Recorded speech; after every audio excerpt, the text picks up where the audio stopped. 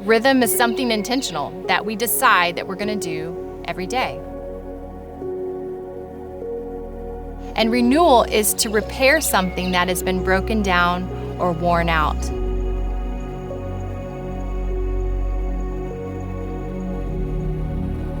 Rhythms of Renewal is God inviting us in to a cadence with Him, where we rest with Him and He leads us.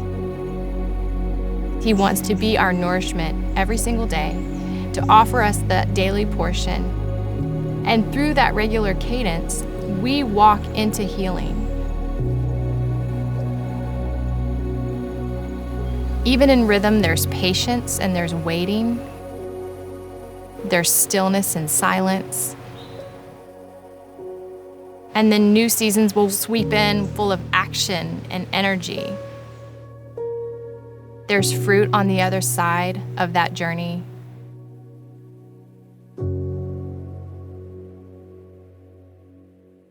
And so eventually, after fleshing this out over the next few months, I pared it down to 4 concepts that we see modeled throughout Scripture, which is rest, restore, connect, and create. These would be rhythms that would help with sustained emotional, spiritual, relational, and vocational health. So rest, for example, is our spiritual life. It's our inner life. We ask God what He wants to do in our hearts. Restore is our physical life. It's our active life. How do we take care of our bodies? Connect is our relational life, right? Our social life, our friendships, our community.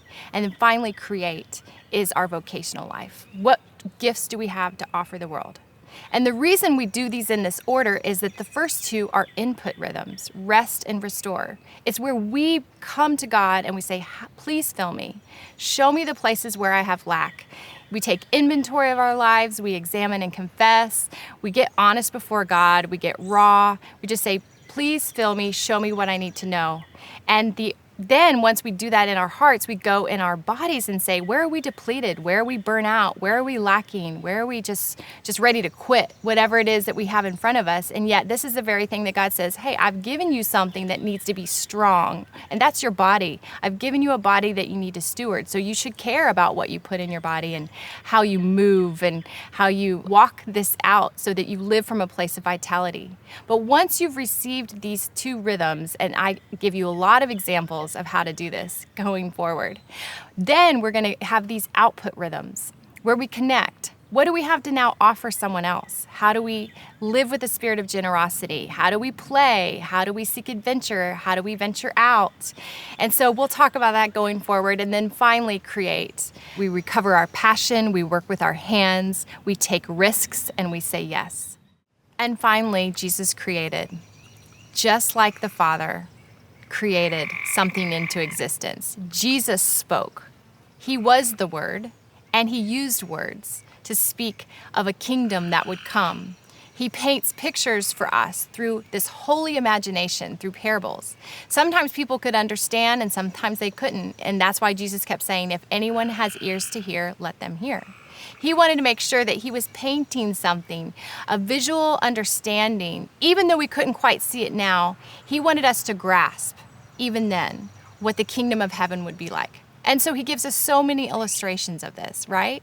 And sometimes when we read those parables now, we're like, oh, each time we read it, we see new insights, new understanding of what those parables might be. We also have the prodigal son, which many of us are aware of, where sometimes this son goes and he wants his own way. And whether he's covered in shame or he feels condemnation for himself, he lives a life that is out of the created order of his family, out of even just what was imagined for him, and he's running. And how many of us do that in our own lives? We just begin to run.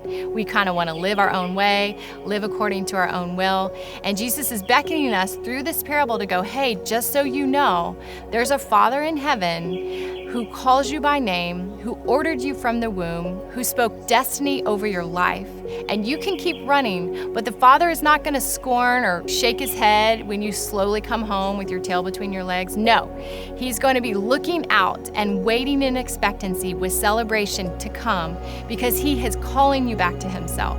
See, the work of Jesus, even in all these rhythms, is reconciliation. The point of these rhythms are to bring us back. There's a cadence where we want to run sometimes, and he's like, the rhythm is for you to come back to me. I want to reconcile you back to the Father because I have mighty plans and purposes to accomplish through you that can be thwarted by the distraction of fear and anxiety and stress and unhealth. But these rhythms are always intended to bring you back into reconciliation with God so that you can live out your kingdom purpose each and every day.